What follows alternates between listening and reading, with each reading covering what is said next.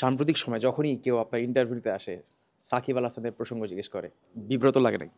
একটু টায়ারিং লাগে, জি।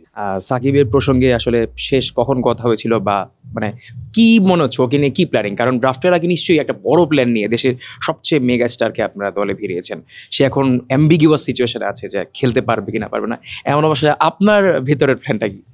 না, আমি আসলে ওনার সাথে সপ্তাহখানেক আগে কথা হয়েছে, এখনো পজিটিভ আছে যে উনি আসবেন, খেলবেন। বাট এছাড়া যত দিন ঘনাচ্ছে, হ্যাঁ, আমার হয়তো বা অল্টারনেটিভ চিন্তা ভাবনা করেও রাখতে হবে। সাকিবের বোলিং অ্যাকশন নিয়ে তো সংবাদ শুনলেনি, এটা কতটা হতাশাজনক? না, আমি একদমই এটা নিয়ে হতাশ না, কারণ উনি যে এত বছর ধরে খেলে আসছেন, উনি যদি কোনো ইস্যু হয়েও থাকেন, ওটা উনি এখন যদি কোনো টেস্ট দিয়ে দেয়, আমি শিওর ওটা উনি সাথে সাথে পাস হয়ে যাবে। কানাডিয়ান এক মডেল ইয়াশা সাগরকে আপনারা নিয়েছেন, দলের সঙ্গে যুক্ত করেছেন। এক্সাক্ট প্ল্যানিংটা কি তাকে নেওয়ার?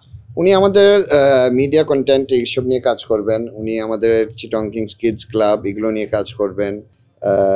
বাকি ধরেন আমাদের এই ফ্যান ক্লাব, ওখানেও কাজ করবেন, এসব বিষয় আর রেপ্রেজেন্ট করবেন, সব কিছু এগুলোই।